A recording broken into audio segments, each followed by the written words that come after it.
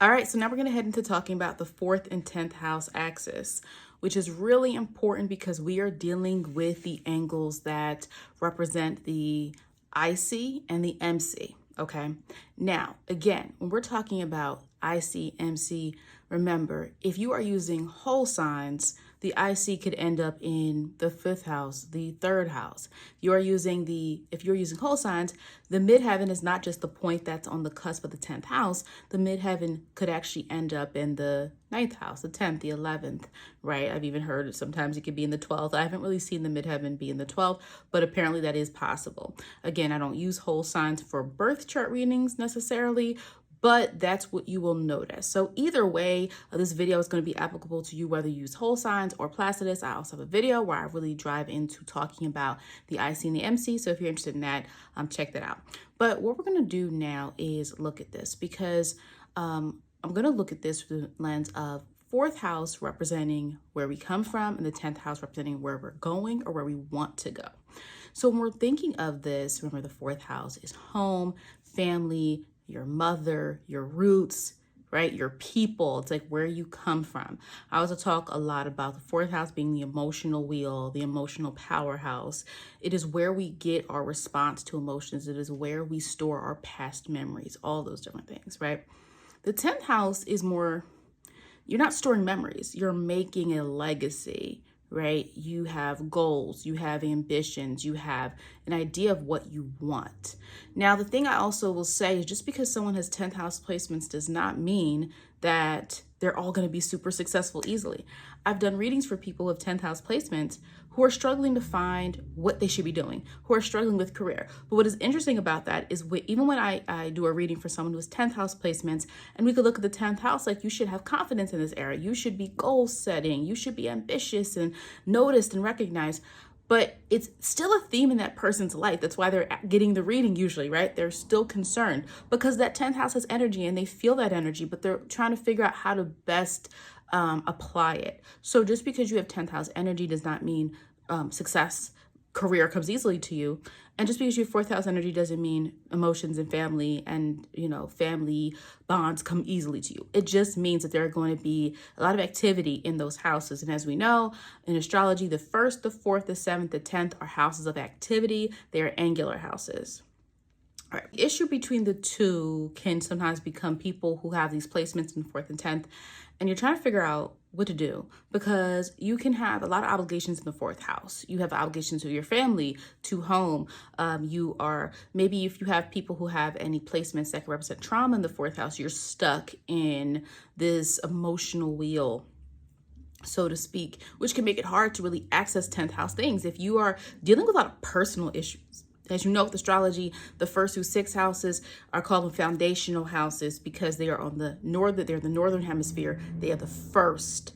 And these are the houses that have a lot of personal baggage in them sometimes. In the 4th house, if you have difficulties with people in your family, strained relationships, or you are in some way responsible for your family. Let's say you take care of a loved one, you take care of someone in your family's, sick, or you are the oldest and you always have to take care of everybody, whatever the case may be. You could be really relegated to 4th house things, always dealing with your family and those types of topics. Whereas the 10th, now if you can have a person that can have 10th house energy where they're activated, the 10th is more activated a little bit more, where, maybe the 4th has a retrograde planet, the 10th doesn't. It could be pressure. You put a lot of pressure on yourself to succeed and be seen and be successful. Now, remember, the 4th house can represent your family because these are your family rules, your family past. These are your rules of your family. These are the traditions of your family. The 10th house can represent the rules of the world. A lot of times the rules of the world about success is what success looks like. And often it's this template, right? You go to school. Sometimes people will say, go to school and go to college and get a degree and then get a high-paying job and then do this and then do that and then get recognized. That's not everybody's path, right? Everyone has a different way. I work a lot with people's charts in terms of how to define success for you, because if we're thinking of any type of spiritual work, success does not always have to look the same way for each person. You might be here on a mission to learn how to have better relationships with people, and that is success to you. So I know success is usually getting accolades, getting raises, getting bonuses. Yes, people 10th house placements do tend to have prominence in their career or the opportunity for some level of prominence or recognition, but it also can sometimes be a lot of pressure you're putting on yourself to obtain something, to portray an image. Especially you could have people that overcompensate. Let's say in your family, you weren't recognized, you weren't noticed, you felt, you weren't treated the same. Maybe you have some Aquarius in that 4th house, and then you go Leo, 10th house, right? And then you are seen and you're praised and you're acknowledged and you feel good about that. And that could be a great way for you to use that energy. But we always look at the 4th. I say, well, are there unresolved issues though? Because those can still come up later, right? We look at the 4th house. Unresolved issues with your family, with your emotions, with your past, with how you truly feel can be an issue. Now, again, the 4th house can also be a great house in terms of people who are emotionally intelligent, people who do have really strong bonds, people who have connections with their family, or people like their family. It doesn't mean everybody has to have a great bond with their blood family, but it also can mean, highly intuitive. You're highly perceptive of your surroundings. Let's say you have Moon in the 4th house or Neptune in the 4th house, Moon conjunct Neptune, something of that nature. Jupiter in the 4th house. You're coming from a family of people that are believers or faith driven, or something that's very positive, very exuberant, open, minded. I mean, someone with Jupiter. Remember, Jupiter can also represent family, but it also sometimes can represent anything outside of us, right? You can have people that's like, oh yeah, well, growing up, they had a close relationship. Maybe they have Venus in that house, and then they have Venus there, and maybe they have Jupiter. And they have like a really great relationship with their aunt. Like, yeah, my aunt was like, she's amazing. She was so open and bubbly, and she traveled. She did all these things, right?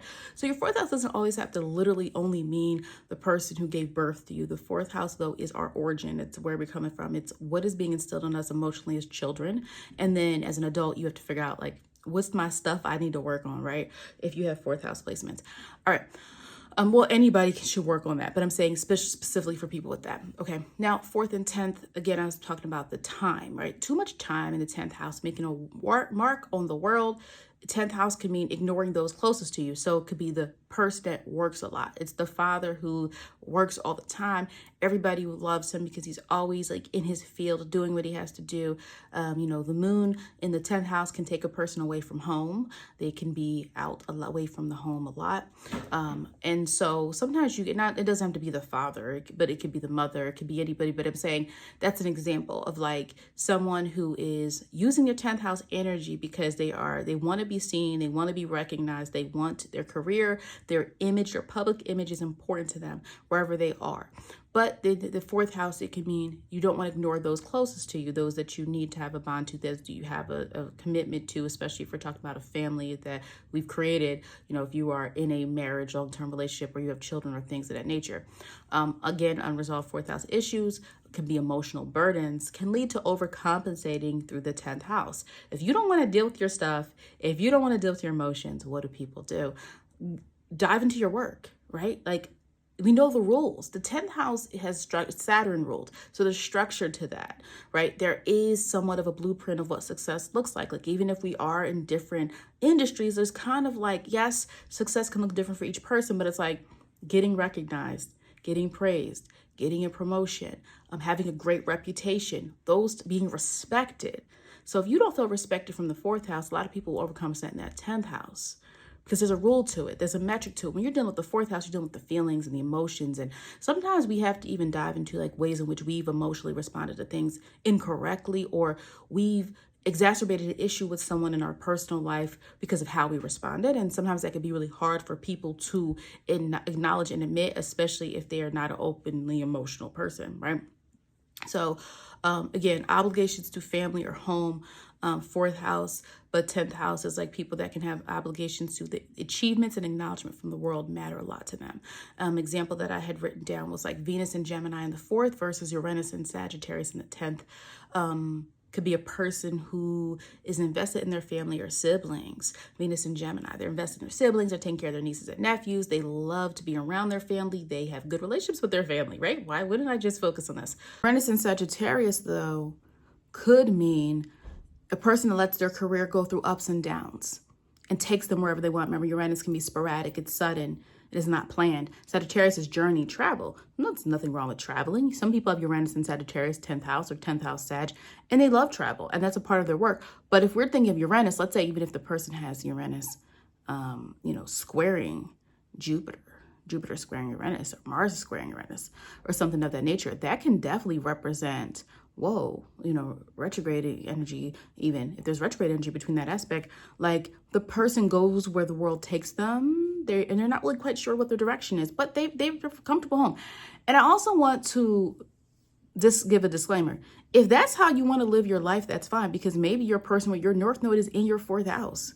If your North Node is in your 4th house, you might at some point in your life care less about 10th house things. You care less about getting public recognition. You care more about creating those bonds with people in your personal life and your emotional nature in terms of those things. So I do want to say, I don't think it necessarily, I'm not saying that with an axis and energy in the 4th and the 10th, that it has to be a perfect balance all the time. You want to look at your chart. You want to understand your chart astrologically. You have to understand how all the planets interact. To fully understand your chart, it's not just this means this and this means that. You literally have to understand the whole wheel and make all the connections, cross-reference all of it. That's really what you have to do to understand those things, because those aspects are going to matter, okay? And again, I always tell people, like, if you're at that point where you're like, I don't get it, I don't know what's going on, I've read everything I can read, I do tell people, like, typically you need to get a reading. And it doesn't mean it has to be for me, but it's like, someone has to take time to dive into the things that you specifically need help with. And like that process is way more intricate than just telling people what your placements are, right? Because placements will be the same as somebody else. The chart itself is the unique part. And so 4th, again, who you come from, where your household, people with 4th house energy, you might spend a lot of time at home, doing a lot of things for the home, doing a lot of things for the people in the home.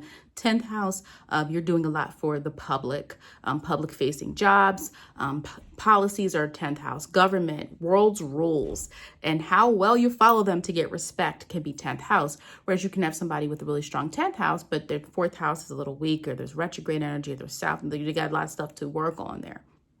Okay. Many with 10th house placements can also inherit expectations of success. So you can sometimes be someone where it's like, my family puts so much pressure on me. So your 4th house and your 10th house is really activated because you have people in your life who are from your family that expect things from you, or people that, are putting something on you. And through the 10th house, it's like you feel it. But sometimes I've seen people and it's like, yeah, but that's not what I want to do, right? It's my family wants me to do this career, but I don't want to do it. My parents say they're only going to pay for this degree. Or my parents say, if I don't go to school, then I can't live here and just work. Or I have to work in this industry, or I need to go specifically here, or I shouldn't go to college. I should do this and follow the family business, right? Like, so sometimes you can see that show up in the chart. It's actually there's conflict between what the family wants and what the person wants, right? Typically, I will see that more through 4th house. 4th house puts that pressure on the 10th, like to succeed. 10th doesn't always, but sometimes you can see a person who's 10th house placements who's made it in the world, right? And they put that pressure on their family. If you could have extreme situations where it's like you put it on your child. Well, you need to be like me. I was able to do it. Why can't you? Or you, as far as which house is stronger, it really is going to depend on your birth chart, what aspects the planets make, the makeup of your chart, the shape of your chart, where the planets are, what hemisphere most of your planets are, and all of those things. But if you have a diurnal chart or a nocturnal chart, and where those planets, like that all matters. If you're like, what is that? There's a video I have where I talk about whether you have a night chart or a day chart. But it's going to depend on what's easiest for you, right? If you have a supportive family, then 4th house is going to be helpful. If you like being in your own space, in your own comfort zone, 4th house is going to feel more real to you. Because some people, it's not family. For some people, it is your 4th house is your comfort space. It is, you like being away from the world. You like private matters. You are a more private person. People who have a lot of fourth house energy are more private often. People with 10th house energy, there can be more public. They're a little bit more open about certain things. Or there is less of, they're not afraid to put themselves on display when they have a lot of 10th house energy, right? So when you have planets in both, there can sometimes be that contradiction of like how your public life can look completely different than your private life. You could be a completely different person to what other people see than what you see, right, in your people that know you know you the most. And the thing I would say with that as well is, that's a common thing, but it also sometimes can be dealing with the fact that what we are comfortable receiving from the world versus what we're comfortable receiving from people we know. But also the fourth house is the place where we feel the most at home, at peace. But if home is not a peaceful place for you, if where you are is not a peaceful place, a lot of times you will retreat to 10th house. Well, I need to get away from this.